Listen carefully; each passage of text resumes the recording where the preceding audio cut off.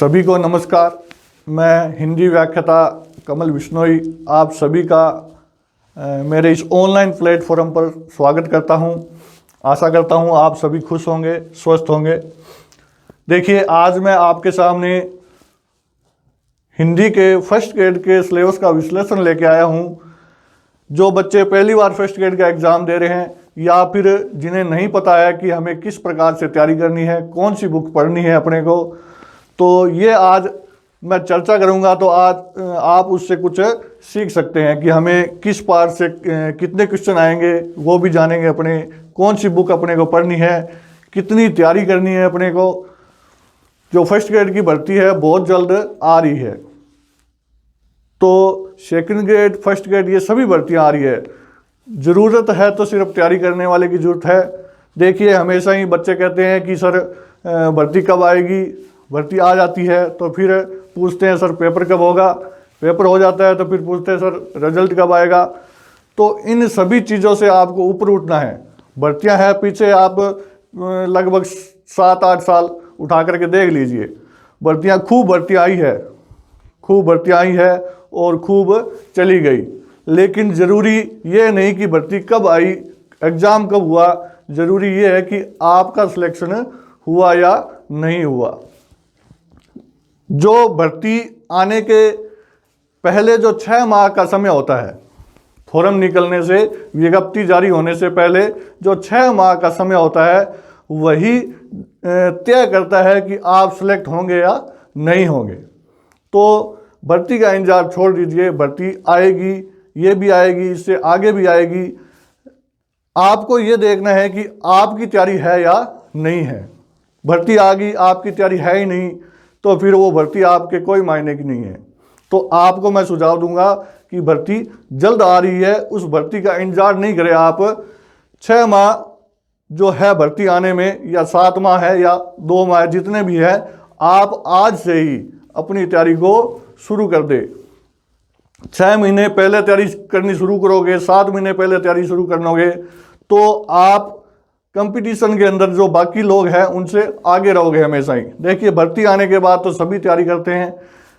अब जो सिलेक्ट होने वाले बच्चे होते हैं उनमें, और जो सिर्फ एग्ज़ाम देने वाले बच्चे होते हैं, उनमें यही फ़र्क होता है। जो बच्चे सेलेक्ट होते हैं वो कभी भी भर्ती का इंतज़ार नहीं करते हैं।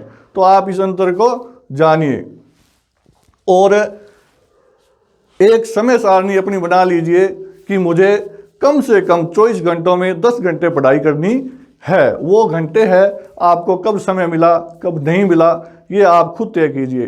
24 घंटों में कम से कम 10 घंटे आपको अपनी पढ़ाई पे देने हैं।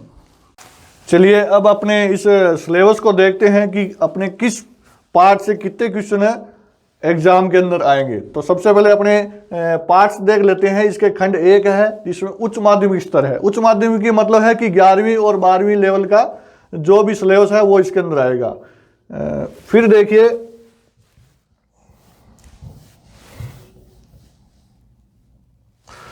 फिर खंड 2 में क्या है, हिंदी साहित्य का इतिहास है। इसमें क्या है, इतिहास है। इतिहास यानी कि आदिकाल है, भक्तिकाल है, रीतिकाल है और आधुनिक काल है। ये 4 काल है, इससे संबंधित अपने से प्रश्न पूछे जाएंगे। फिर काव्य शास्त्र आता है।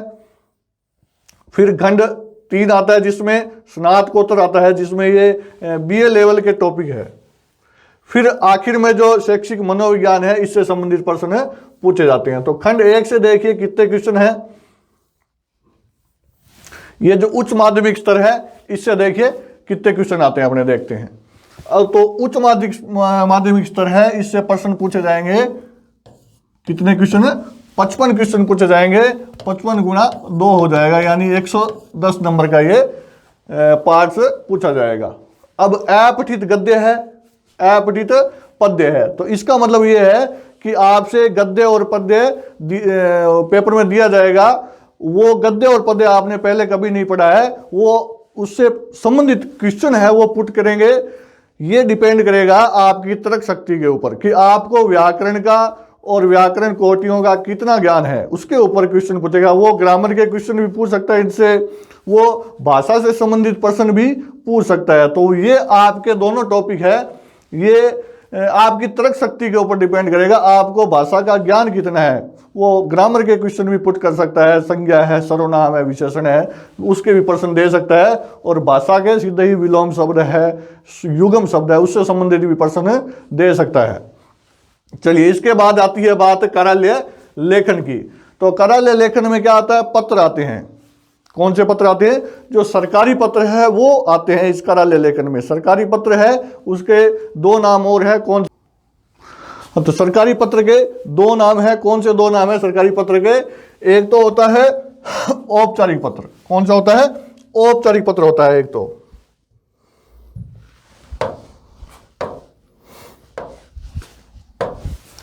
तो सरकारी पत्र को क्या कहते हैं, औपचारिक पत्र भी कहते हैं, और जिसको शासकीय पत्र भी कहते हैं। तो सरकारी पत्र को आप कहते हैं कार्यालय लेखन भी कह सकते हैं, औपचारिक पत्र भी कह सकते हैं, और शासकीय पत्र भी कह सकते हैं। तो ये जो सरकारी कार्यालय लेखन है, ये आपको कहाँ से पढ़ना है, इसके लिए मैं आपको बुक्स बता रहा हूँ, वो बुक्स आप नोट कर लीजिए। कहाँ से पढ़ने अपने को, एक सरकारी विद्यालयों में एक बुक्स लगती है जनसंचार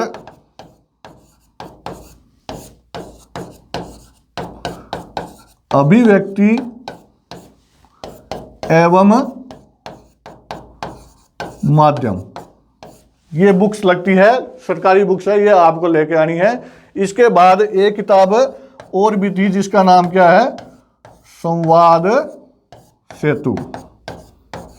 ये बुक्स आपको लेके आनी है, दो बुक्स है, ये आपको लेकर आनी है। प्राइवेट पब्लिकेशन की कोई भी किताब आपको नहीं लानी इन टॉपिकों के लिए, कार्यालय लेखन के लिए। और फिर ये देखिए, ये टॉपिक जनसंचार माध्यम एवं उससे संबंधित लेखन है, इनके लिए कोई भी आपको प्राइवेट पब्लिकेशन की बुक नहीं लानी है।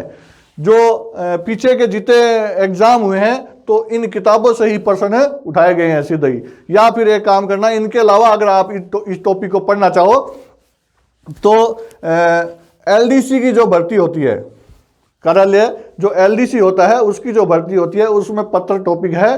उस पत्र से संबंधित जो भी प्रश्न आए हुए हैं उन भर्तियों में, पीछे की जो भी भर्ती है, 2 या 3 भर्ती हुई है, तो उसमें जो भी कार्यालय लेखन से संबंधित, पत्रों से संबंधित जो भी क्वेश्चन आए हुए हैं, तो वहां जाकर के एक बार उन क्वेश्चनों को आप जरूर देख लेना। कई बार क्या होता है, जो एग्जामिनर होता है वो सीधा ही वहां से उठा लेता है प्रश्न को, तो वहां से आप एक बार जरूर नोट कर लेना। उसके अलावा आपको इन 2 किताब को पढ़ना है, बाकी किताबें नहीं पढ़नी है।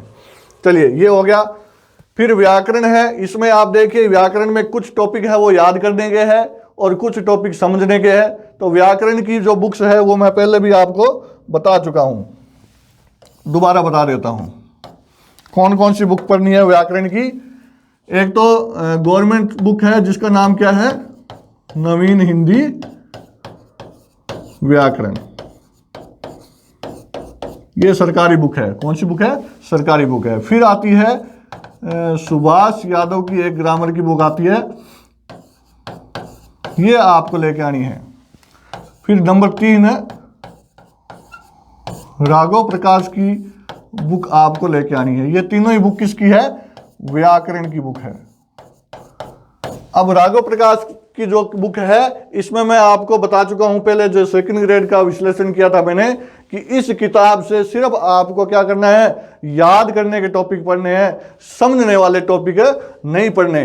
कौन कौन से टॉपिक नहीं पढ़ने वो मैं आपको बता रहा हूं। संधि, समास, उपसर्ग, प्रत्यय, ये टॉपिक है उस किताब से नहीं पढ़ने आप। बाकी जो भी टॉपिक बचे हैं पीछे, ये सारे ही आप इस किताब से भी पढ़ सकते हैं। चलिए, ये जो कविता, कहानी, रिपोर्ट और डायरी लेखन है, ये भी आपके इस किताब में समायोजित है। ये टॉपिक भी इस किताब के अंदर है, इस किताब से ही आपको ये टॉपिक पढ़ने हैं। चलिए, इसके आगे देखिए, किताबों की बात आती है, तो किताबें कौन सी लेके आनी है अपने को, 11वीं और 12वीं की जो नवीनतम सत्र है, जो 2021 और 22 का सत्र है, उसमें जो चल रही है वो किताबें आपको लेके आनी है। यानी कि नवीन सत्र में कौन सी चल रही है, एनसीईआरटी की बुक्स चल रही है। और एनसीईआरटी की बुक्स मैं आपको बता चुका हूं कितनी बुक है, 11वीं के अंदर 4 किताब हैं, 2 अनिवार्य की है और 2 ऐच्छिक यानी कि हिंदी साहित्य की है। ये तो कौन सी क्लास में है? 11वीं में। फिर 12वीं में भी कितनी किताबें हैं? 4 किताबें हैं, 2 अनिवार्य की है और 2 हिंदी साहित्य की बुक्स है। ये आपको कितनी होगी? 8 किताबें हैं, ये आपको लेके आनी है। चलिए इसके बाद खंड 2 पे चलते हैं अपने। खंड 2 में क्या है भाई? खंड 2 में क्या है? हिंदी साहित्य का इतिहास है। हिंदी साहित्य का इतिहास है और काव्य शास्त्र भी अपना खंड 2 में ही है।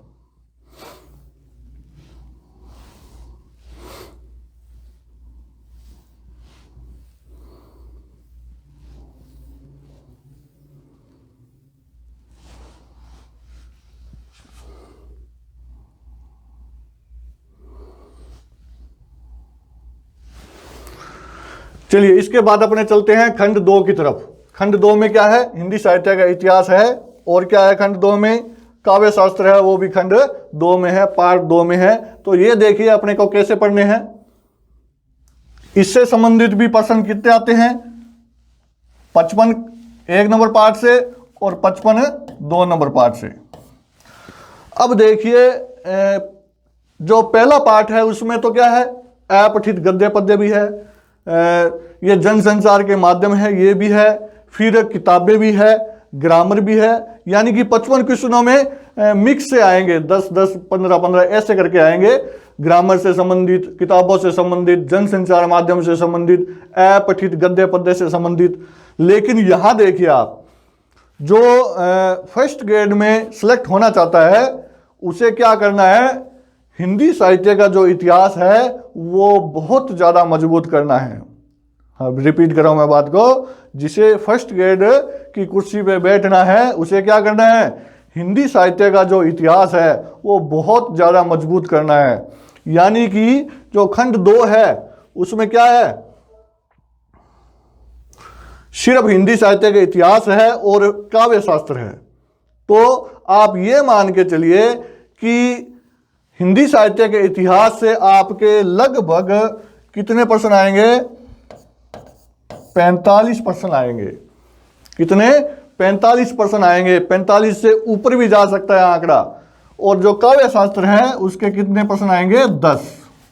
तो हिंदी टोटल 145 में से 45 क्वेश्चन तो टोटल जो 150 क्वेश्चन है उसमें 45 क्वेश्चन तो सिर्फ कहां से आ गए? हिंदी साहित्य के इतिहास से आ गए। इतिहास कौन कितने काल होते हैं? आदिकाल है, भक्ति काल है, रीति काल है, आधुनिक काल है। तो 4 काल है। ये 4 काल के अलावा विधा भी है। कौन कौन सी विधा है? नाटक है, कहानी है, निबंध है। तो ये सारी ही विधाओं से हिंदी साहित्य के इतिहास से कितने क्वेश्चन आएंगे? 45 क्वेश्चन आएंगे। और काव्य शास्त्र के कितने आएंगे? 10। यानी कि टोटल कितने आएंगे? 55 क्वेश्चन आएंगे। अब इनसे संबंधित जो बुक लानी है आपको वो आप देख लीजिए कौन सी बुक लानी है। तो हिंदी साहित्य के इतिहास के लिए कौन सी बुक खरीदनी है अपने को बता देता हूं मैं। अब कई बच्चे क्या करते हैं, जो बुक्स फेमस होती है, जैसे हिंदी साहित्य के इतिहास के लिए नगेंद्र की किताब बोल दे कि नगेंद्र की किताब बहुत अच्छी है, अभी ले आओ। फिर बोल देते हैं रामचंद्र शुक्ल की किताब है, ये बड़े राइटर थे, इनकी किताब ले आओ। तो ये किताबें नगेंद्र की, उसमें बहुत ज़्यादा मैटर दिया हुआ है और मैटर इस प्रकार से दिया हुआ है कि वो आपकी समझ से बाहर हो जाएगा।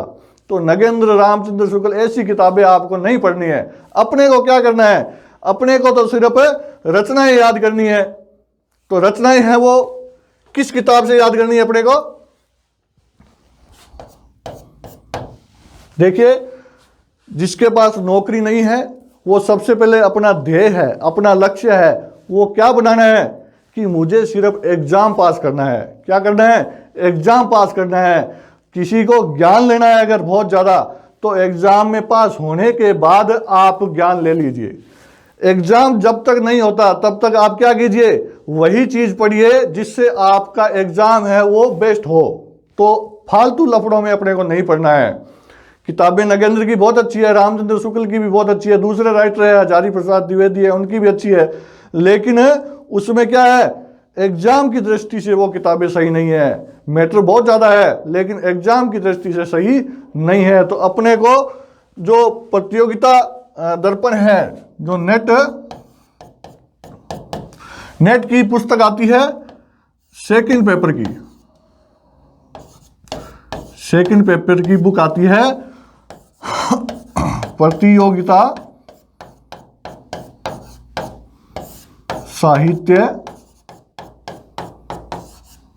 दर्पण। एक तो यह किताब लेके आनी है अपने को। फिर जो दूसरी किताब है वो अपने को कौन सी लानी है, मिश्रा पब्लिकेशन की बुक लानी है।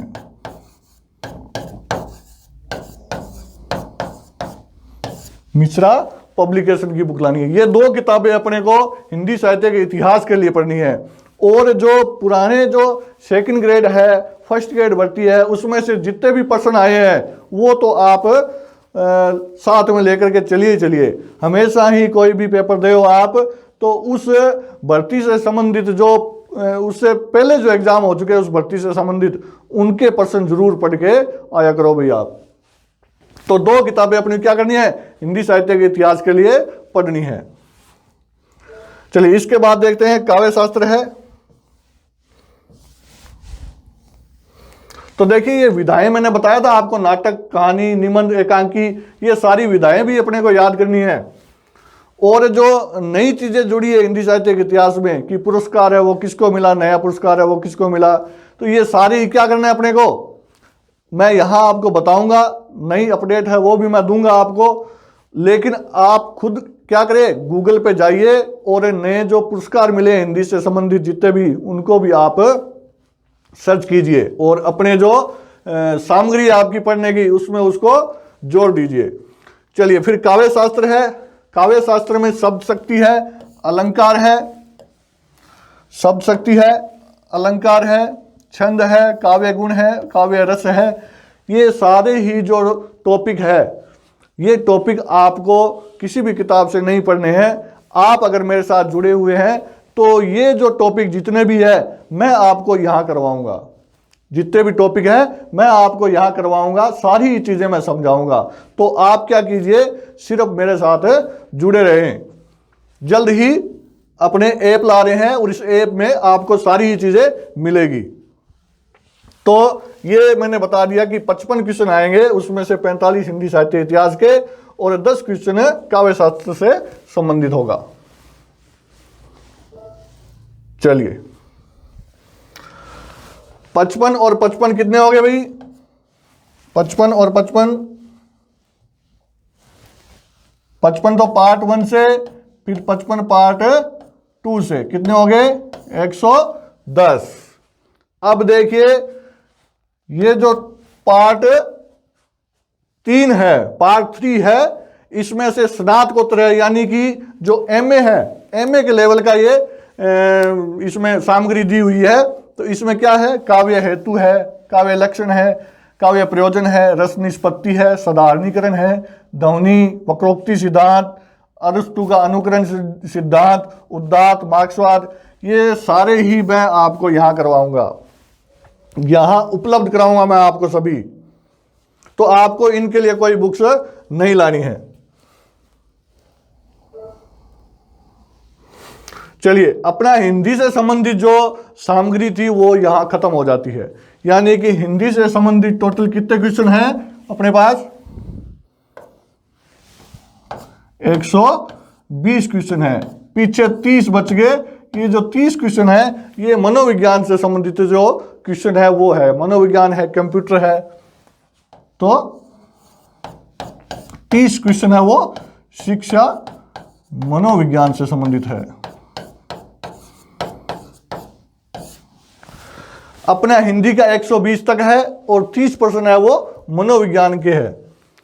तो आप देख चुके होंगे कि अपने को क्या क्या पढ़ना है, कैसे पढ़ना है। आप जल्दी से जल्दी अपनी तैयारी शुरू करें। भर्ती आ रही है, बहुत जल्द आ रही है और भर्ती बम्पर आ रही है भर्ती। तो आप सबसे पहले क्या, जो बच्चा ये कंफ्यूज है कि मुझे फर्स्ट ग्रेड की तैयारी करनी है या फिर सेकंड ग्रेड की करनी है जो दोनों की करना चाहता है कि भाई मैं तो दोनों ही करूंगा, तो उसके लिए पहले मैं बता देता हूं कि वो क्या करे, वो दोनों भर्तियों के जो सेम टॉपिक है उनको पढ़े, पहले दोनों भर्तियों के सेम टॉपिक को पढ़े।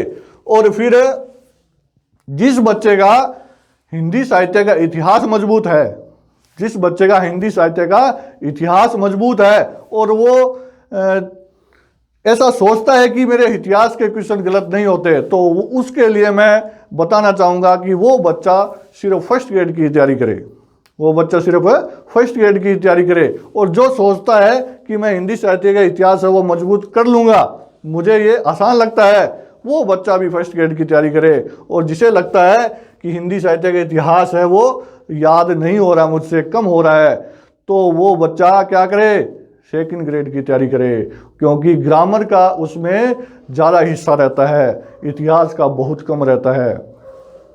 तो जो ऐसा सोचता है कि मैं दोनों ही दे सकता हूं, तो वो जो सेम टॉपिक है दोनों में उसकी तैयारी पूरी, वो जो सेम टॉपिक है उसको पढ़ ले एक बार, और जब ये याद हो गया दोनों सेम टॉपिक, तो फिर वो अलग अलग 5-5 घंटे दोनों ही पढ़े, 5-5 घंटे दोनों ही पढ़े। कुछ पता नहीं है कि कौन सी भर्ती पहले आ जाए, तो आप इस चीज को अपने दिमाग से सोच करके अपना रास्ता है वो बनाएं। तो आप जल्दी से अपनी तैयारी शुरू करें। ऐप अपना आ रहा है, 12 तारीख से पहले अपने लॉन्च कर देंगे, 12 या 13 को प्ले स्टोर पर ऐप आ जाएगा, तो आप उसे डाउनलोड कीजिए और उसमें मैं आपको यहाँ मिलूंगा। देखिए फर्स्ट ग्रेड की जो तैयारी कर रहे हैं बच्चे, तो लगभग क्या होता है कि उनके ऊपर जिम्मेदारियां आ जाती है, क्योंकि जब अपने फर्स्ट ग्रेड लेवल तक पहुंचते हैं तो अपनी उम्र है वो 27-28 तक हो जाती है, क्योंकि बीए भी करते हैं, बीएड भी करते हैं, एमए भी करते हैं, तो सब परिस्थितियां अलग हो जाती है। किसी की विकट परिस्थिति होती है, जिम्मेदारियां ज़्यादा आती है, किसी के कम आती हैं। जो लड़कियां हैं लगभग उनकी वैवाहिक बंधन में वो बन चुकी होती हैं, तो बहुत सारी जिम्मेदारियां अपने ऊपर आ जाती है। लेकिन आप क्या करें, धीरे धीरे जो भर्ती से पहले का समय है, जो भर्ती आने से पहले का समय है, उस समय का सदुपयोग करें। बहुत ज़्यादा महत्वपूर्ण समय है ये, जो भर्ती आने से 6 महीने का पहला समय होता है।